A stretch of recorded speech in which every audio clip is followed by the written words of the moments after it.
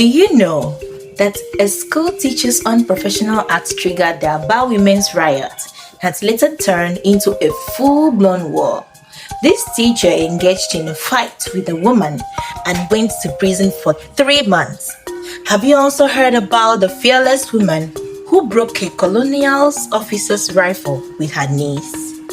These two events are related. Let's find out. It actually started in a local village in the colonial province of Owerri, now known as Abia State. A woman called Nwanyewura was in her compound squeezing palm oil from kernels when the school teacher Mark Emerua entered. He had been out of work for some time and was engaged by the warrant chief Okeogo of the local village to conduct a census of all the men, women, and domestic animals in a local. Meanwhile, there was a news which started as a rumor that the women were going to be taxed. As a prelude to taxation, it was decided that a census needed to be conducted. The village women had already unanimously agreed that they will not pay the tax, citing that some of the women were only full-time housewives with no means of paying the tax, while others were petty traders and farmers. Only a few women were actually successful in businesses. So, when Emerua, the school teacher, arrived at Nwanyewura's house, he commanded, "I am here to count. Now, count the sheep and goats for me and give me the tally." Nwanyewura paused and asked sternly, "Was your mother counted?" The mention of his mother must have provoked him. In a twinkle of an eye, Emerua and Nwanyewura were grabbing on each other's throats. "Awolamo! Awolamo!" she screamed. People in the compound heard her cry of alarm and rushed to rescue the mother of the house from the grips of Emerua. Emerua rushed to report to his employer. This was not what he expected. He had assumed that as a representative of the almighty warrant chief, working under the district officer, who was as well a representative of the King of England, all the women were going to comply with his directive without complaining. The news of tax payments spread like wildfire, stirring fear and anger because women had never been taxed in Igbo or Ibibio tradition. Chief Okeogo, the warrant chief of Oloko, summoned Nwanyewura to his court and told her the consequences of her action as being rebellion against Majesty's government, a treasonable felony. The Oloko women, who were waiting to hear the verdict, needed no further evidence of British imperialism. Oloko women protested, carrying palm fronds and leafy branches in their hands. They trooped to the streets, chanting songs of sorrow and straight to Emerua's house. "Come out, oh, Emerua! Come out, oh!" Emerua heard and refused to come out. The women sat on him, refused to leave. Some of the women marched to Chief Okeogo's compound. The warrant chief heard what happened to his agent. Before the arrival of the women, he had barricaded himself and his family in. The chanting women arrived, meeting the door of the house locked. "Okeogo, come out, oh! Come and explain why you have ordered that women must pay tax." Like Emerua, Okeogo refused to come out. The women had all the time in the world. They proceeded to sit on him. Okeogo knew that the women would soon be tired. He knew they would leave before midnight. Unknown to him, the women were determined not to leave.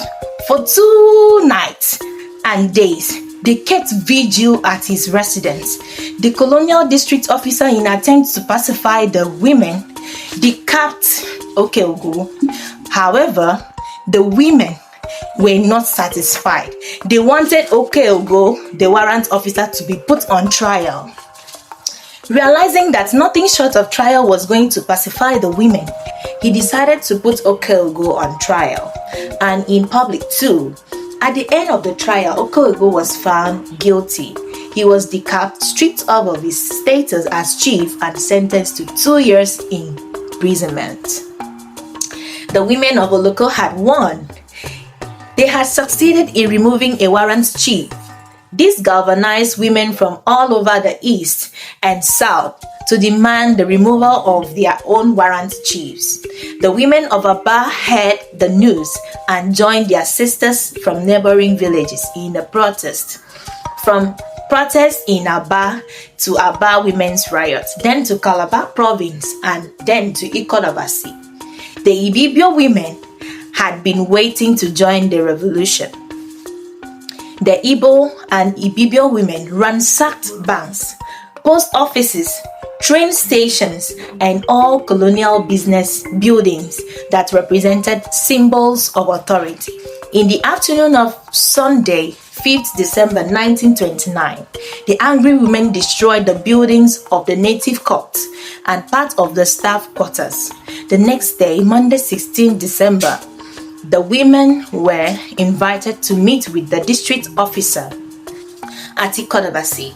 Even though some of the women were reluctant, Adiare-de-Mudo Udoma was their leader, convinced them to go and assured them that change could only come after engagement and negotiation with the authorities. She led only the women leaders to meet with Mr. Whiteman, the district officer, and presented him with a list of 7 demands. Most prominent one was the commitment from the government not to tax the women.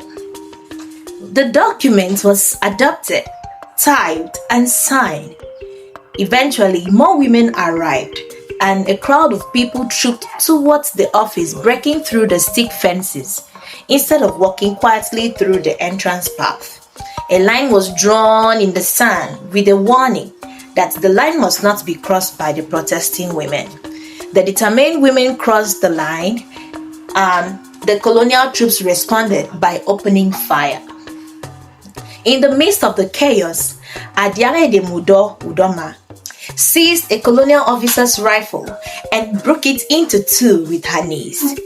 The district officer lost his nerve and ordered soldiers to fire on the armless crowd.